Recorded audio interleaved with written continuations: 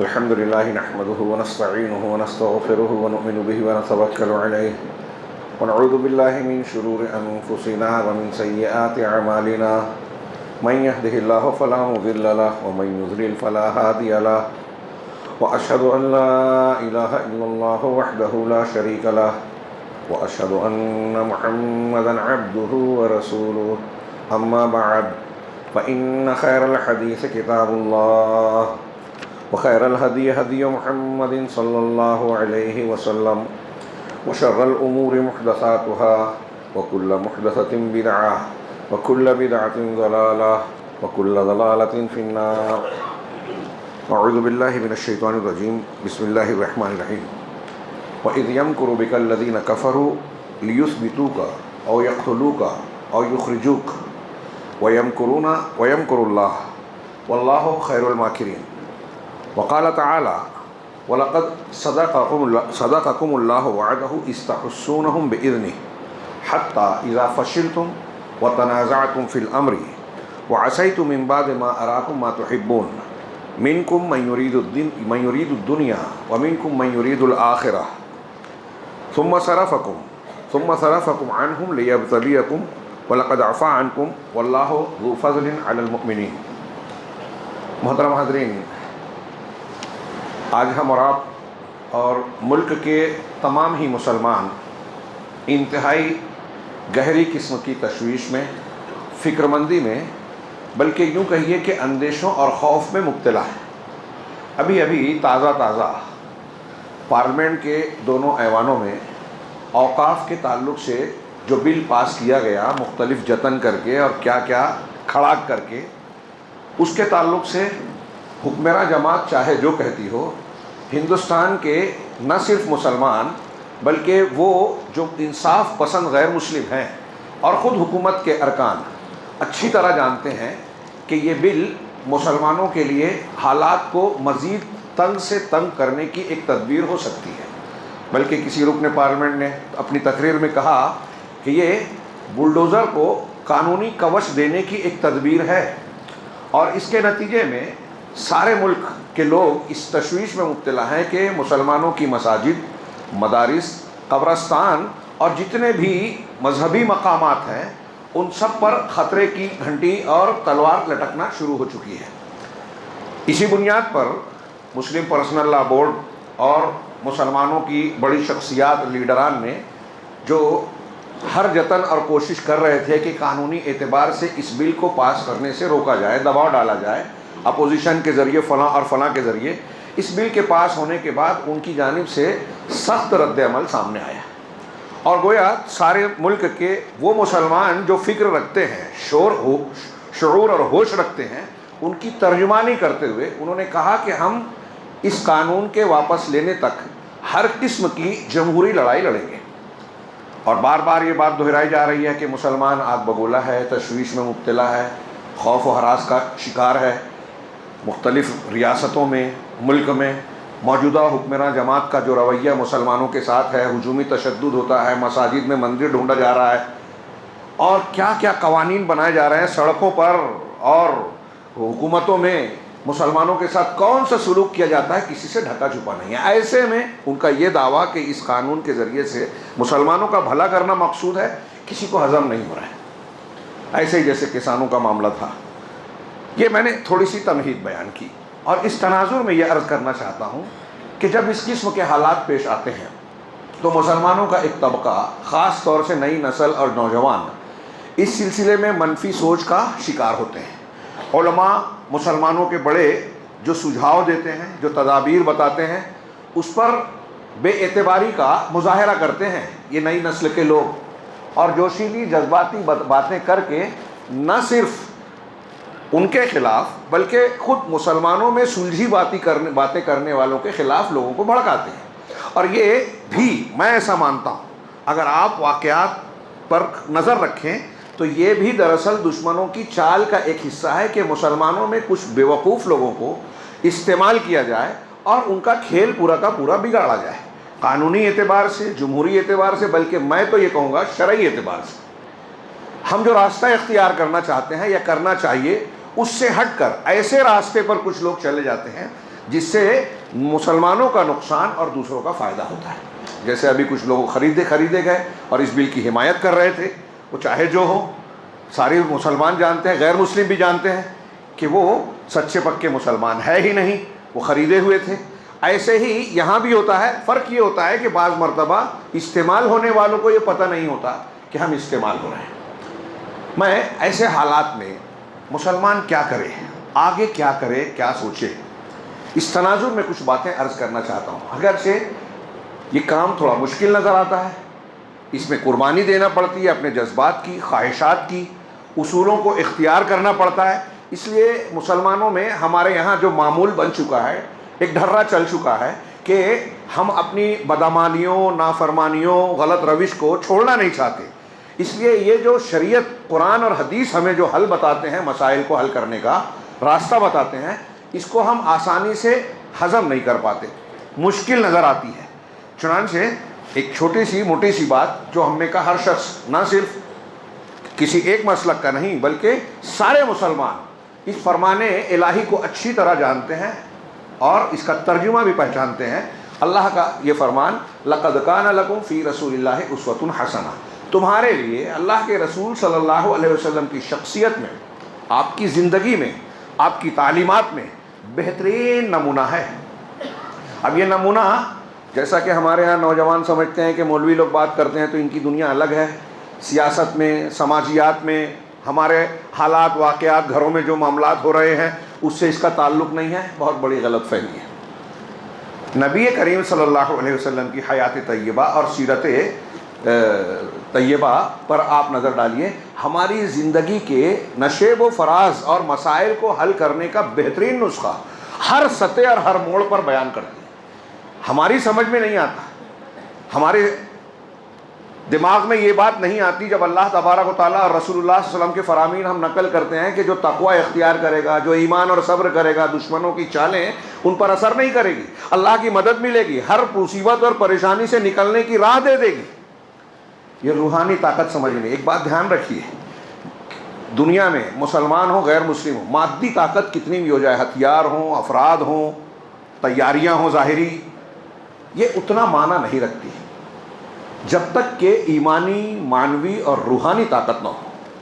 اور روحانی طاقت اگر ہماری، آپ کی یا کسی کی مضبوط ہے تو مادی طاقت نہ بھی ہو، اللہ کی مدد کافی ہے. یہ میں ہوائی بات نہیں کہہ رہا ہوں، ہم واقعات پڑھتے ہیں، سنتے ہیں، ہمیشہ دہراتے رہتے ہیں. سیدنا ابراہیم علیہ السلام اکیلے تھے، پوری قوم سے ٹکرا گئے، گھر سے باپ نے نکال دیا، قوم، نمرود وقت کا بادشاہ، سب مخالف ہو گئے، آگ میں ڈالا گیا. کیا ہوا؟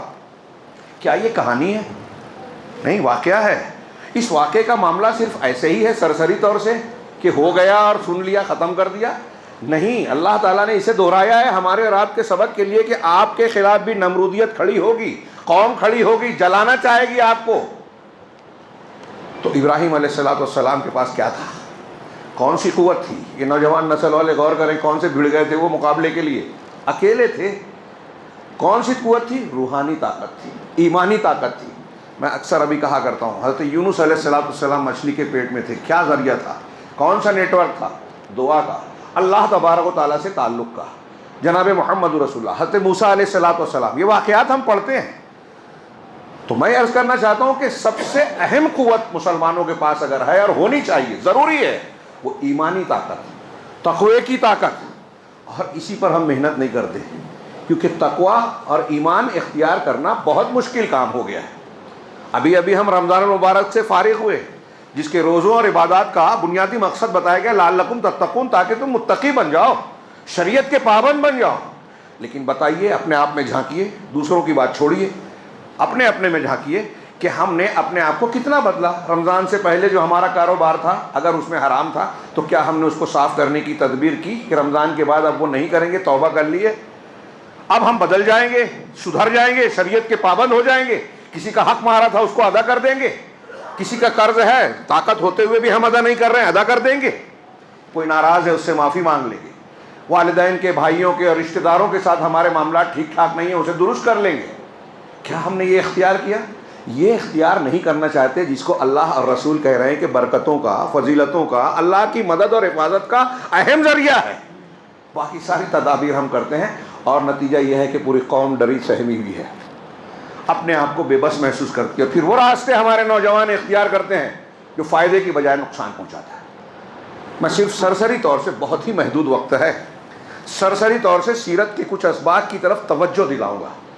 جناب محمد رسول اللہ صلی اللہ علیہ وسلم نے جس دن سے قولوا لا الہ الا اللہ تفلحوا کا اعلان کیا، یہ مقصد کہانی نہیں ہے، قصہ گوئی نہیں ہے، ہمارے لیے محظوظ ہونے کا سامان صرف نہیں ہے یہ، بلکہ ہمیں سبق سیکھنا ہے۔ اللہ تبارک و تعالی ہمارے پروردگار نے کہا ہے رسول کی زندگی میں ہمارے لیے نمونہ ہے، تو یہ جو صورتحال پیش آ رہی ہے اس میں کیا نمونہ ہے؟ بہت سا نمونہ ہے، میں دو چار چیزوں کا صرف ذکر کر پاؤں گا محدود وقت میں۔ اللہ کے نبی صلی اللہ علیہ وسلم نے اکیلے دعوت توحید دی، قولوا لا الہ الا اللہ تفلحوا، صفا کی پہاڑی سے، اس کے بعد سے مکی زندگی میں کیا ستم اور ظلم آپ پر ڈھائے گئے ہم اور آپ جانتے ہیں۔ مکی زندگی پوری مظلومیت و مقہوریت کی، دنیاوی اعتبار سے جناب محمد رسول اللہ صلی اللہ علیہ وسلم کے پاس کون سا سادھن تھا، کون سی طاقت تھی، حکومت تھی؟ کچھ بھی نہیں۔ آپ کے ساتھ کیا کچھ نہیں کیا گیا؟ دنیا کے سب سے عظیم انسان کے ساتھ انتہائی خطرناک اور بڑے قسم کے مظالم ڈھائے گئے۔ طائف جاتے ہیں لہو لہان، اپنے گھر میں ان کے کھانے کی ہانڈی میں گندگیاں پھینکی جا رہی ہے، راستوں میں کانٹے، نماز پڑھ رہے ہیں کعبہ میں، حرم میں، جس کا احترام خود مشرکین مکہ بھی کیا کرتے تھے، اس میں ہاتھ پر کبھی اونٹ کی اوجھ ڈالی جا رہی ہے، کبھی گلے میں چادر کھینچ کر دم گھٹنے والا ماحول بنایا جا رہا ہے۔ سیدنا ابوبکر صدیق کہتے ہیں کہ بخاری کی روایت ہے، درمیان میں اگر حائل ہو کے نہ روکتے تو دم ہی نکل جاتا۔ اللہ کے نبی صلی اللہ علیہ وسلم حضرت ابوبکر صدیق نے کہا اتريدون ان تقتلوا رجلا يقول ربي اللہ، کیا تم ایک آدمی کو محض اس لیے قتل کرنا چاہتے ہو، مار ڈالنا چاہتے ہو کہ وہ کہتا ہے میرا رب اللہ ہے؟ یہی جرم تھا جناب محمد رسول اللہ صلی اللہ علیہ وسلم کا۔ آج مسلمان سوچتا ہے ہم نے کیا کیا، معصوم بچوں نے کیا کیا، غزہ میں بم برس رہے ہیں، یہاں قانون برس رہے ہیں، بلڈوزر چل رہے ہیں، مسجدوں کو، قبرستانوں کو بری نگاہوں سے دیکھا جا رہا ہے، مسلمانوں کی زمینیں ہتھیائی جا رہی ہے، جو خالص مذہبی معاملہ ہے اس کو غیر مذہبی کہا جا رہا ہے، اور آدمی سمجھتا ہے کہ پھر یہ ہمیں کچھ الٹا سیدھا کام کرنا چاہیے۔ نبی کریم صلی اللہ علیہ وسلم کے ساتھ کیا ہوا، آپ نے کیا کیا، کون سی تدبیر تھی جو کفار مکہ نے آپ کے خلاف نہیں کی؟ لالچ دیا، دھمکی دی، دباؤ ڈالا، حکومت کی پیشکش کی، خوبصورت لڑکی کے سے شادی کر دینے کی پیشکش کی، بادشاہ بنا لینے کی پیشکش کی، آپ کے ساتھیوں اور رفقا کے لیے زمین تنگ کر دی گئی۔ حضرت بلال، حضرت خباب، حضرت خبیب اور دوسرے سابقون الاولون مسلمان رضی اللہ عنہم، ان کے ساتھ کیا کچھ کیا گیا، تھوڑا سا یاد تازہ کیجیے۔ کیا جرم تھا ان کا؟ کفار مکہ کو کوئی نقصان پہنچایا تھا؟ نہیں، لا الہ الا اللہ کہا تھا۔ پھر آخر میں جب دیکھا کفار مکہ نے کہ ہر تدبیر ناکام ہو رہی ہے، بنو ہاشم ان کے ساتھ ہو گئے ہیں، ہماری کوششیں، ہمارے لالچ کی اور ساری تدبیریں فیل ہو گئی ہیں، تو آخر میں بائیکاٹ کیا، معاہدہ کیا، تمام بنو ہاشم اور بنو عبد المطلب سے ہٹ کے قبائل نے مل کر میٹنگ کی اور کہا کہ ان سے لین دین، خرید و فروخت، شادی بیاہ سب بند کر دیا جائے۔ 3 سال تک شیب ابی طالب میں رہے، تفصیل میں نہیں جانا چاہتا، موقع ہی نہیں ہے۔ 3 سال، تھوڑی دیر کے لیے غور کیجیے، 3 سال جناب محمد رسول اللہ صلی اللہ علیہ وسلم اور آپ کے مسلمان کافر سارے رشتہ دار اور سارے مسلمان شیب ابی طالب میں ہیں، کوئی چیز خرید نہیں سکتے، باہر سے قافلے آ رہے ہیں، مکہ والے مہنگا کر دے رہے ہیں، خریداری جو ہے ان کے لیے بہت ناممکن سی ہو گئی، پتے چبا کر، چھالیں چبا کر گزارا کرنا پڑ رہا تھا۔ رات کے اندھیرے میں جب مسلمان بچے بھوک سے بلکتے تھے تو مکہ کے گھروں تک آواز جاتی تھی، اندازہ لگائیے، چوری چھپے کچھ پہنچ جائے، چند رشتہ داروں نے کچھ پہنچایا۔ 3 سال تک شیب ابی طالب میں سخت حالات، کتنے شدید حالات تھے، ہمارے اوپر وہ آئے۔ پھر اس کے بعد وہ معاہدہ ختم ہوا، ہم اور آپ جانتے ہیں، اس کی تفصیلات ہے، سیرت کی کتاب میں ضرور پڑھیے، یہ ہمیں پڑھنا چاہیے، ضروری ہے۔ ہر گھر میں سیرت کی کئی کتابیں، ایک نہیں کئی کتابیں ہونا لازم ہے، فرض ہے، اور صرف رکھنا نہیں، پڑھنا بھی۔ چنانچہ اس کے بعد کیا ہوا، جب مدینہ والوں نے بیعت کر لی، بیعت اول، بیعت ثانیہ، اور استحکام ہوتا جا رہا ہے، حضرت امیر حمزہ مسلمان ہو گئے اور کئی ایسے طاقتور لوگ مسلمان ہو گئے، تو لگا کہ ان کی طاقت تو بڑی مضبوط ہو رہی ہے، میٹنگ کی دارالندوہ میں، سازش کی اس کا تذکرہ قرآن میں، سورہ انفال آیت نمبر 30 جو میں نے ابھی پڑھی، وَإِذْ يَمْكُرُوا بِكَ الَّذِينَ كَفَرُوا، اور جب کافر لوگ تدبیر سوچ رہے تھے، مکر کر رہے تھے، سازش کر رہے تھے، داؤ چل رہے تھے، آپس میں تدبیر سوچ رہے تھے، وَإِذْ يَمْكُرُوا بِكَ الَّذِينَ كَفَرُوا، کافر لوگ آپ کے بارے میں تدبیر سوچ رہے تھے، کیا سوچ رہے تھے؟ لِيُثْبِتُوكَ أَوْ يَقْتُلُوكَ أَوْ يُخْرِجُوكَ، یہ 3 رائے آئی تھی، اس کا تینوں کا ذکر قرآن نے کیا کہ آپ کو بندی بنا دیں، یا آپ کو قتل کر دیں، یا آپ کو جیلا وطن کر دیں، مکہ سے نکال دیں۔ دونوں رائے جیلا وطنی کی اور بندی بنانے کی رائے رد کر دی گئی کہ اس میں تو بعد میں مسئلہ ہو سکتا ہے۔ اچھا طریقہ یہ ہے، ابو جہل نے رائے دی کہ سارے قبیلے کے ایک ایک جوان مل کر یکبارگی ایک آدمی کی طرح حملہ کریں، سب میں خون بڑھ جائے گا، بنو ہاشم اور بنو عبد المطلب جو ہے سب سے لڑ نہیں پائیں گے، دیت دے کے چھٹکارا لے لیں گے۔ یہ طے ہوا، اور پھر شب ہجرت اللہ کے نبی صلی اللہ علیہ وسلم کے گھر پر سارے قبیلے کے لوگوں نے تلواریں لے کر گھیرا ڈالا۔ واقعہ ہم جانتے ہیں، اللہ تبارک و تعالیٰ نے یہ انہیں چال چلی، اسی کا ذکر کیا، وَإِذْ يَمْكُرُوا بِكَ الَّذِينَ كَفَرُوا، کافر لوگ مکر کر رہے تھے، اللہ تبارک و تعالیٰ نے ان کے درمیان سے نکالا اور غار تک پہنچایا۔ عام طور سے لوگ لکھتے ہیں سیرت نگار یا مفسرین کہ یہی اللہ کی چال تھی کہ ان کی کوشش کے باوجود وہ مارنے میں، قتل کرنے میں کامیاب نہیں ہوئے، لیکن میں سمجھتا ہوں صرف اتنی بات نہیں ہے اللہ کے مکر کی۔ اللہ نے آگے کہا وَيَمْكُرُونَ وَيَمْكُرُ اللَّهُ، وہ چالیں چل رہے تھے، اللہ بھی داؤ چل رہا تھا، یہ کوئی عیب نہیں ہے کہ ان کے مکر کا جواب دے رہا تھا اللہ تعالیٰ۔ وَيَمْكُرُونَ وَيَمْكُرُ اللَّهُ وَاللَّهُ خَيْرُ الْمَاكِرِينَ، اور اللہ سب سے بہترین تدبیر چلنے والا ہے۔ اللہ کی تدبیر کیا ہوئی؟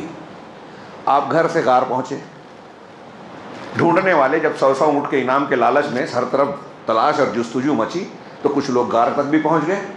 سیدنا ابوبکر صدیق نے کہا کہ اللہ کے رسول صلی اللہ علیہ وسلم اگر وہ پیر کی طرف دیکھ لیں تو ان کی نگاہ ہم پر پڑ جائے گی۔ نہایت اطمینان کے ساتھ جناب محمد رسول اللہ صلی اللہ علیہ وسلم نے کیا جواب دیا؟ ما ظنک یا ابا بکر باثنین اللہ ثالثہما، اے ابو بکر ان دو کے بارے میں آپ کا کیا خیال ہے جن کا تیسرا اللہ ہے؟ لا تحزن، اب یہ جملہ قرآن نے بھی نقل کیا سورہ توبہ میں، لا تحزن ان اللہ معنا، ڈرو نہیں، غم زدہ نہ ہو، اللہ ہمارے ساتھ ہے۔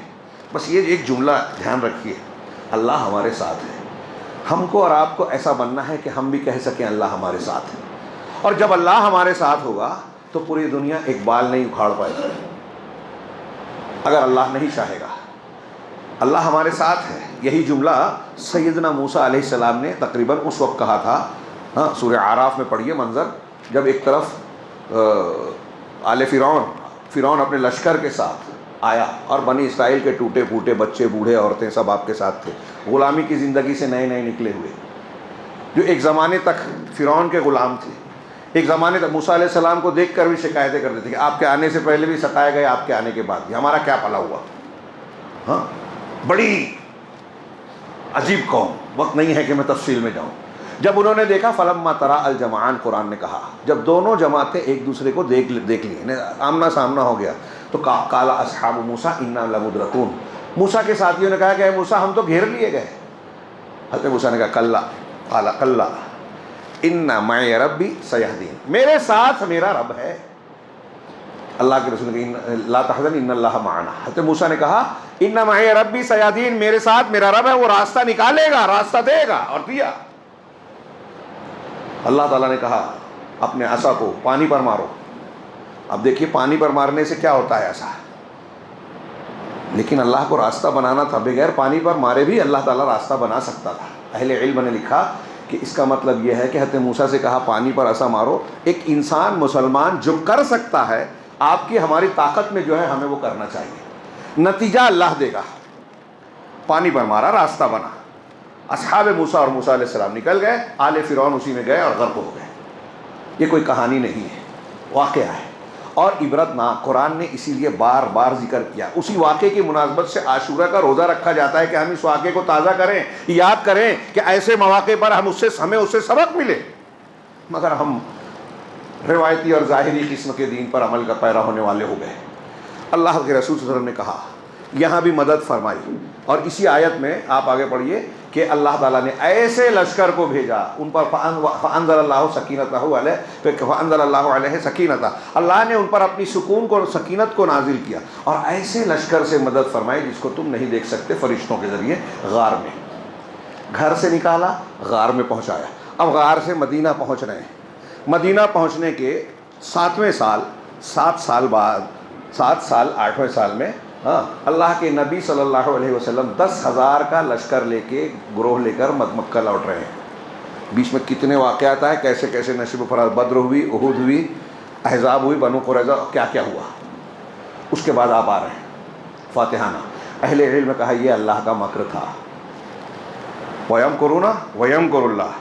جس گھر سے، جس شہر سے مکہ سے اللہ کے نبی صلی اللہ علیہ وسلم اور ابوبکر صدیق کو نکالا گیا، انعام رکھا گیا تھا، یہاں سے آپ کو نکلنا پڑا تھا، وہاں فاتحانہ اتنی بڑی تعداد میں لوٹ رہے ہیں، اور جن لوگوں نے آپ کو قتل کرنے کا منصوبہ بنایا تھا یا تو بھاگ گئے یا مر گئے یا پھر راستہ، یا پھر جو ہے اسلام قبول کرنے پر مجبور ہوئے، مجرمین کی طرح آپ کے سامنے کھڑے تھے فتح مکہ کے دن۔ یہ اللہ کا مکر۔ لیکن اس پیریڈ میں آپ کو کتنی قربانی دینا پڑی اس نتیجے کے لیے؟ اگر ہم چاہتے ہیں کہ ہم کامیاب ہوں، دشمن ناکام ہو، اس کی چالیں بیکار ہو جائیں، تو اس کے لیے ایسا نہیں ہوتا کہ آج آپ نے کوئی کام کیا، دعا کی اور کل کامیابی مل گئی۔ نبی کریم صلی اللہ علیہ وسلم کو بھی تقریباً 8 سال گزارنے پڑے، مکہ سے مدینہ گئے، تدبیریں اختیار کی، پلاننگ کی، منصوبہ بندی کی، قربانیاں دی، مقابلہ کیا، جو کچھ تدبیریں تھیں، امتحانات سے گزرنے کے بعد اپنے ایمان کو، اپنے حوصلے کو، اپنے استقامت کو دکھایا اللہ کے سامنے، اور اس کے بعد اللہ کی مدد آئی۔ مدد پہلے ہی نہیں آ جاتی، قربانی دینا پڑتی ہے، اس کے بعد آتی ہے۔ یہ واقعہ ہجرت دیکھیے، قرآن نے اس کا ذکر کیا، وَيَمْكُرُونَ وَيَمْكُرُ اللَّهُ۔ اس کے بعد آگے بڑھیے، مدینہ پہنچے، مدینہ پہنچنے کے بعد بھی سازشوں کا سلسلہ، حملوں کا سلسلہ رکا نہیں، چلتا رہا، تناؤ چلتا رہا، جنگ کی کیفیت تھی۔ بدر کا معرکہ پیش آیا۔ بدر میں مسلمان قافلے کے چکر میں گئے تھے، بڑ مٹ بھیڑ ہوئی لشکر سے۔ سورہ انفال کا بیشتر حصہ، بلکہ تقریباً پورا حصہ، پوری سورہ انفال لگ بھگ، تھوڑا کچھ چھوڑ کر، پوری سورہ غزوہ بدر کے تناظر میں نازل کی گئی۔ پڑھیے اسے۔ اللہ تعالیٰ نے اپنے کلام میں اتنی تفصیل بیان کی، تو بیکار چیز نہیں ہے، ہمارے آپ کے درس کے لیے، کہ فتح و شکست کے، نصرت و مدد کے کیا اسباب ہوتے ہیں بدر میں نظر آئے گا۔ فرشتے کیوں نازل ہوئے، اللہ کی مدد کیوں آئی۔ ہاں، فضائے بدر پیدا کر، فرشتے تیری نصرت کو اتر سکتے ہیں گردوں سے قطار اندر قطار اب بھی۔ آج کے ماحول میں ہمیں وہاں بھی سبق ملتا ہے، اللہ کی مدد کیسے آتی ہے۔ نبی کریم صلی اللہ علیہ وسلم گڑ گڑا رہے ہیں، اگر یہ گروہ ہلاک ہو گیا تو زمین میں تیری عبادت نہیں ہوگی۔ کیوں کہا تھا آپ نے؟ پس منظر دیکھیے، مشرکین مکہ خار کھائے بیٹھے ہیں، اندر منافقین موجود ہیں، آس پاس بدو اور مشرک قبائل ہیں، یہودی قبائل ہیں، 3 بڑے اور بڑے طاقتور اور پیسے والے، سب چاہ رہے ہیں کہ مسلمانوں کی حکومت نہ بنے، اکھاڑ کر پھینک دیا جائے، اور کوشش بھی کر رہے تھے، چالیں بھی چل رہے تھے۔ ہاں، اگر بدر میں مسلمان شکست کھا جاتے تو کوئی نیا مسلمان ہونے کی ہمت نہیں کرتا، ہر دشمن مدینہ پر حملہ آور ہوتا، اینٹ سے اینٹ بجا دیتا۔ آگے چلیے، احد میں، یہ قرآن نے سورہ آل عمران میں تقریباً 60 آیتیں نازل کی ہیں غزوہ احد کے۔ میں نے اس کا ایک آیت پڑھی آپ کے سامنے، آیت نمبر 153۔ اس سے پہلے پڑھی کہ رسول پکار رہے تھے، تم بھاگے چلے جا رہے تھے، ایک دوسرے کی طرف متوجہ بھی نہیں ہو رہے تھے، لیکن ابتدا میں اللہ نے کہا کہ وَلَقَدْ صَدَقَكُمُ اللَّهُ وَعْدَهُ، اللہ نے تو اپنے وعدے کو سچ کر دکھایا، اِسْتَحُسُّونَهُمْ بِإِذْنِهِ، جب تم انہیں اللہ کی توفیق سے کاٹے جا رہے تھے۔ غزوہ احد میں بھی مسلمانوں کے 3 پٹ سے زیادہ تھے، 1000 مدینہ سے نکلے، 3000 ادھر سے آئے۔ مقام شوط پر ایک دوسرے کو جب دیکھ رہے ہیں، عبداللہ بن ابی بن سلول اپنے ساتھ 300 لوگوں کو لے کر واپس لوٹ گیا، 1000 سے 700 ہو گئے مسلمان۔ اس وقت جب کہ دشمن نظر آ رہا ہے، مدینہ میں یہ رک سکتے تھے، لیکن دشمن کا حوصلہ بڑھانے اور اپنے لوگوں کا حوصلہ توڑنے والا کام، جیسے یہاں بل کو پاس کرانے، بل کی تائید کرنے کے لیے کچھ مسلمان ہوتے ہیں، عبداللہ بن ابی بن سلول کے گروپ کے، ایسے لوگ ہوتے ہیں، ہر زمانے میں رہیں گے، اور پوری تاریخ میں ایسے لوگوں نے ہمیشہ نقصان پہنچایا ہے اور رہیں گے۔ یہ ہمارا امتحان ہے۔ پڑھیے ان آیتوں کو پڑھیے، ٹائم نہیں ہے، میں اس پر بحث نہیں کر سکتا، واقعات بیان نہیں کر سکتا۔ یہ آیت میں نے ایک آیت پڑھی، پھر کیا ہوا، حتی اذا فشلتم، مسلمانوں کی کمزوری بتائی اللہ نے، اور پھر اسباب بتائے کہ فتح کا نقشہ بدل کیوں گیا۔ حتی اذا فشلتم، جب تم نے پست ہمتی دکھائی، کمزور پڑ گئے، وتنازعتم فی الامر، اور آپس میں اختلاف کیا. نبی کریم صلی اللہ علیہ وسلم نے 50 تیر اندازوں کو پچھلی گھاٹی پر بٹھایا تھا کہ ہمارا کچھ بھی ہو، ہار ہو جیت ہو، ہماری لاشوں کو پرندے نوچ لیں لیکن اس جگہ سے نہیں ہٹنا. لیکن جب فتح کا منظر ہوا، دشمن بھاگنے لگا، کچھ مسلمان میدان میں جو ہے مال غنیمت سمیٹنے لگے، تو یہاں اختلاف ہوا. اختلاف یہ تو اجتہادی تھا، ظاہری تھا. ہاں، اللہ کے نبی صلی اللہ علیہ وسلم کے کئی صحابہ نے کہا کہ مقصد جو تھا پورا ہو گیا، اب ہمیں جاننا چاہیے، ہمیں بھی غنیمت سمیٹنا چاہیے. اختلاف ہوا. سپہ سالار نے حضرت عبداللہ بن جبیر، سعید بن جبیر جو تھے وہاں کے کمانڈر، انہوں نے روکا. اللہ کے نبی صلی اللہ علیہ وسلم نے منع کیا تھا، نہیں مانے. 40 لوگ ہٹ گئے اور مصروف ہو گئے. پیچھے سے خالد بن ولید کے دستے نے حملہ کیا. وہ 40 لوگ جو صحیح اللہ کے رسول کے حکم پر تھے، پہلے وہ شہید ہوئے. جب قوم پوری غلطی کرتی ہے یا قوم کا بیشتر حصہ غلطی کرتا ہے تو جو مصیبت آتی ہے اچھا اور برا دونوں پر آتی ہے. حالانکہ انہوں نے روکا. اچھا، یہ الگ بات ہے کہ وہ شہید ہو کے اعلیٰ مقام پر پہنچے 10 لوگ، لیکن جنگ کا نقشہ پلٹ گیا. مسلمانوں کا بھاری نقصان. بدر میں 70 مشرکین مارے گئے تھے، احد میں 70 صحابہ شہید ہوئے. نبی کریم صلی اللہ علیہ وسلم زخمی ہوئے، آپ کے گھٹنے، آپ کے خسارے مبارک میں خود کی کڑیاں دھنس گئی. یہ ساری چیزیں بھی اللہ تعالیٰ نے اس کے اسباب بتائے کہ کیوں ایسا ہوا. تم نے نافرمانی کی. وَعَصَيْتُم مِّن بَعْدِ مَا أَرَاكُم مَّا تُحِبُّونَ، تم کو جو پسند تھا مال غنیمت، اس کو اللہ نے جب دکھایا تو تم نے نافرمانی کی. مِنكُم مَّن يُرِيدُ الدُّنْيَا، اللہ نے فرمایا کہ تم میں کچھ ایسے تھے جو دنیا چاہتے تھے مال غنیمت کے پیچھے لگ کے. وَمِنكُم مَّن يُرِيدُ الْآخِرَةَ، اور کچھ ایسے تھے جو آخرت چاہتے تھے، یعنی مال اللہ کے رسول صلی اللہ علیہ وسلم کے حکم سے ٹلے نہیں، ہٹے نہیں، وہ آخرت چاہتے تھے. اللہ تعالیٰ نے کہا ثم صرفکم عنہم، اللہ تبارک و تعالیٰ نے پھر تم کو ان سے پھیر دیا، کفار سے ہٹا دیا، مال کی طرف چلے گئے کچھ لوگ. ہاں، کیوں کیا؟ لیبتلیکم، تاکہ تم کو آزمائے. غور کیجئے، یہ حکمت ہے.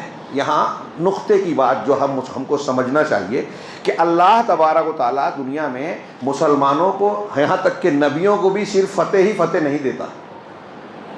آدمی سوچتا ہے ارے ہم حق پر ہیں، ہمارا دین سچا ہے، ہم اللہ کو مانتے ہیں، اتنی دلیلیں ہیں، قرآن ہے، نبی کریم صلی اللہ علیہ وسلم کی سیرت طیبہ ہے، پھر بھی ہم دب رہے ہیں، پھر بھی ہم مارے کچلے جا رہے ہیں، ہمارے خلاف قانون بن رہا ہے، قتل کیے جاتے ہیں، دعائیں قنوت پڑھتے ہیں، قنوت نازلہ پڑھتے ہیں، یہاں سے لے کر حرم تک، پھر بھی جو ہے مظالم کا سلسلہ تھمتا نہیں ہے.